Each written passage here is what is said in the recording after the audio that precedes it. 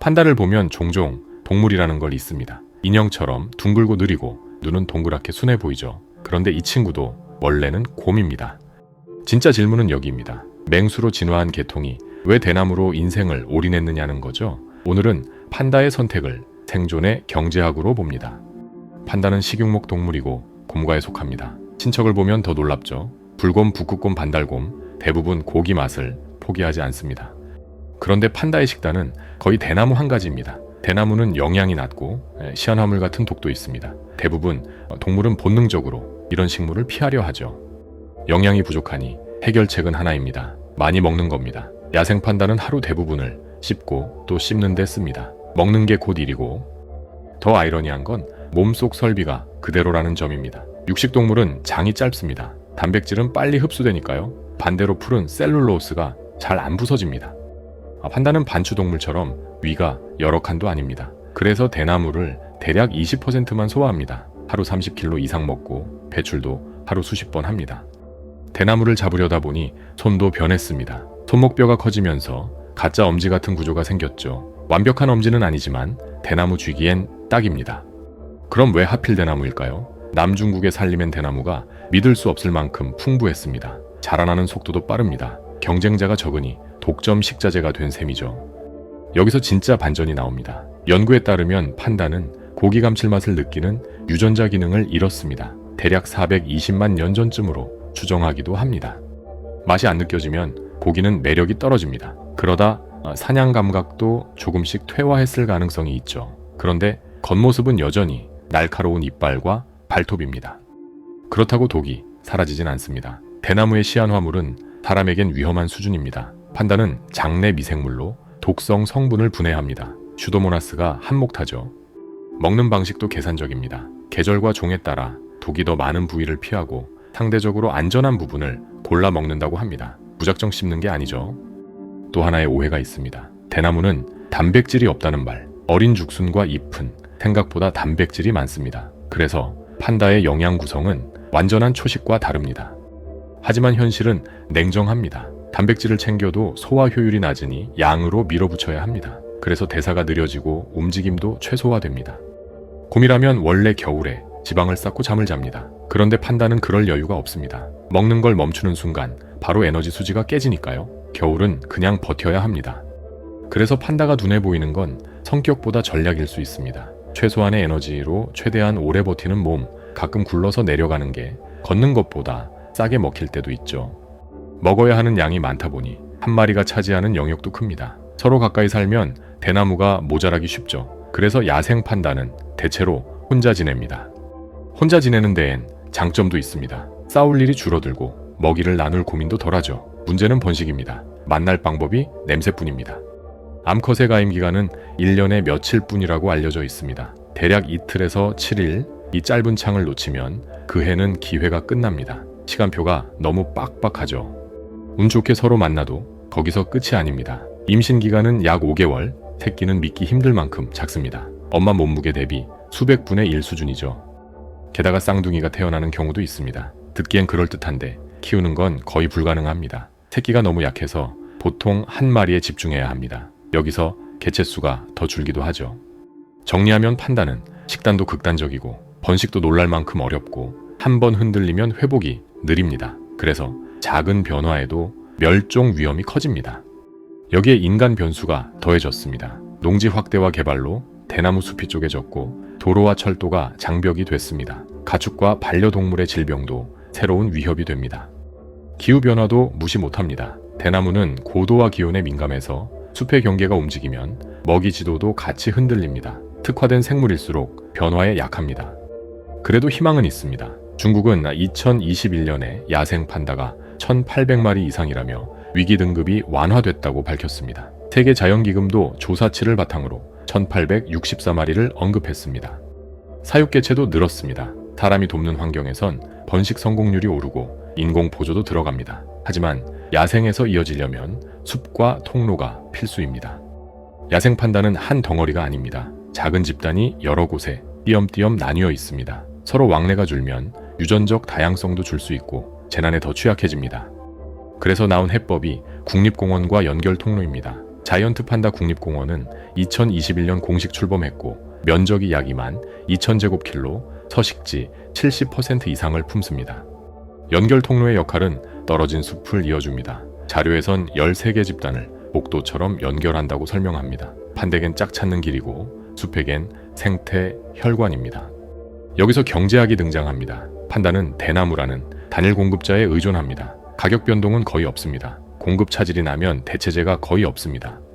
특화는 한때 엄청난 이점입니다. 남들이 못 먹는 자원을 경쟁 없이 혼자 쓰니까요. 하지만 환경이 바뀌면 그 강점이 약점으로 뒤집히기도 합니다.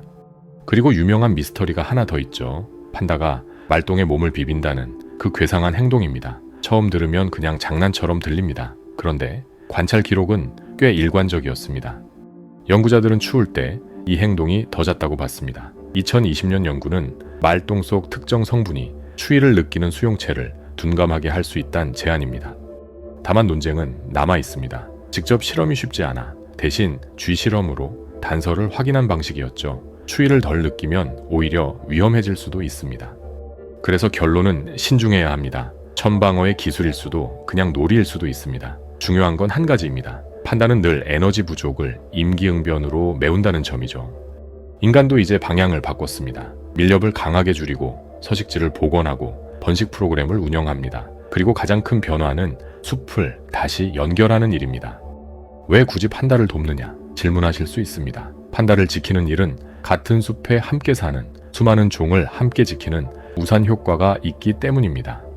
또 한 가지는 책임입니다. 서식지를 쪼갠 건 자연이 아니라 인간이었죠. 진화는 판대에게 아슬아슬한 길을 줬고 우리는 그 길을 더 좁혔습니다. 여기까지 보면 판다는 실수라기보다 타협입니다. 대나무를 먹는 대가로 움직임과 번식을 포기한 셈이죠. 이제 질문은 하나입니다. 그 타협을 우리가 깨뜨릴 건가요? 먼저 계통부터 짚어보겠습니다. 곰의 조상은 원래 잡식에 가까운 동물이었습니다. 그런데 판다 쪽까지가 일찍 따로 갈라지며 독특한 길을 탔다는 겁니다. 대나무로의 전환은 수백만 년에 걸쳐 진행된 긴 방향 전환이었을 겁니다. 처음엔 고기도 먹고 과일도 먹는 잡식이었겠죠. 그러다 숲이 대나무로 가득 찼습니다. 몸속 미생물도 흥미롭습니다. 연구는 판다의 장내 세균이 초식동물보다 다양성이 낮고 오히려 육식동물과 비슷하다고 봤습니다. 새끼가 젖을 때고 대나무를 먹을수록 더 단순해졌죠.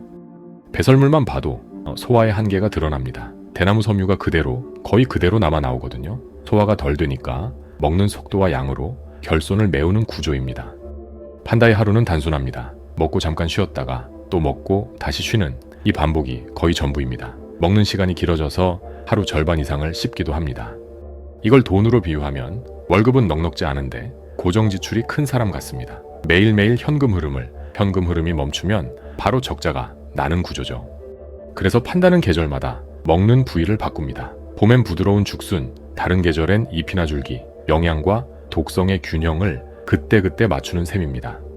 최근 연구 가운데엔 판다의 섭취 비율이 초식이라기보다 단백질 중심이라는 주장도 있습니다. 즉 식재료는 대나무지만 영양 전략은 꽤 육식형이란 뜻이죠. 게다가 아주 드물게는 작은 동물을 먹은 사례도 보고됩니다. 완전한 초식으로 딱 잘라 말하기 어렵다는 거죠. 하지만 핵심은 변하지 않습니다. 대부분은 대나무로 버팁니다. 번식은 더 까다롭습니다. 서로를 피하며 살다가 봄이 되면 급히 찾아야 합니다. 바위와 나무의 냄새를 남기고 상대가 그 신호를 읽길 바라죠. 시간이 촉박하면 실패합니다. 태어난 새끼는 아주 작고 털도 성기고 눈도 감겨 있습니다. 혼자선 천도 못 지킵니다. 그래서 어미는 거의 24시간 품고 돌봅니다. 이때 어미의 부담이 폭증합니다. 사육 환경에서는 쌍둥이를 살리기 위해 인공 보조가 들어가기도 합니다. 어미가 한 마리 돌보는 동안 다른 한 마리를 잠시 맡아 번갈아 돌려주는 방식입니다. 하지만 야생에선 그런 지원이 없습니다. 어미는 한정된 에너지로 한 마리라도 확실히 키우려 합니다. 잔인해 보이지만 그게 생존 확률을 높이는 선택일 수 있죠. 보존의 전환점은 보호구역 확대였습니다. 중국은 수십 곳에 판다 보호구역을 만들고 벌목과 난개발을 줄이는 방식으로 숲을 지켜왔습니다. 그 결과 2016년에 국제자연보전연맹은 판다를 멸종위기에서 취약종으로 낮춰 발표했습니다. 성공처럼 보이지만 위험이 사라진 건 아닙니다.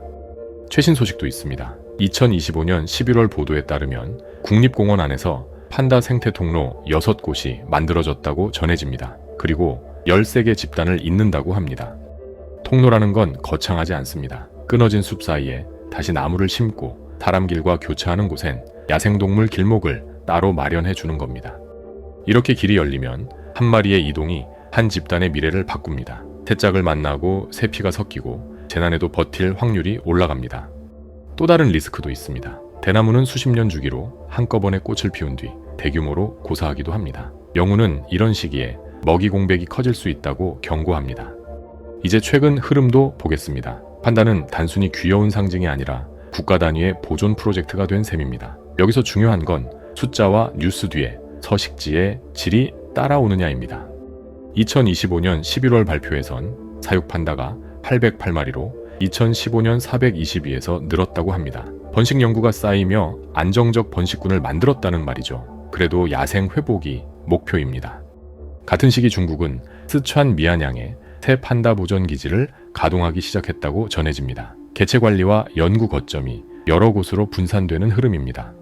흥미로운 대목도 있습니다. 고속철 노선을 판다 이동기를 피해서 우회 설계한 사례가 소개됐습니다. 비용은 늘었지만 생태 연결을 우선한 선택이었죠. 보존의 성공은 숫자 하나로 판단하기 어렵습니다. 서식지가 이어져야 하고 대나무 주기적 곳에도 대체 숲으로 이동할 길이 있어야 합니다. 결국 핵심은 연결성입니다. 판다는 느릿느릿 살아가지만 그 생존은 늘 한계선 위에 있습니다. 우리가 할 일은 거창한 영웅담이 아니라 숲을 쪼개지 않고 길을 막지 않고 변화 속에서도 버틸 선택지를 남겨두는 일입니다.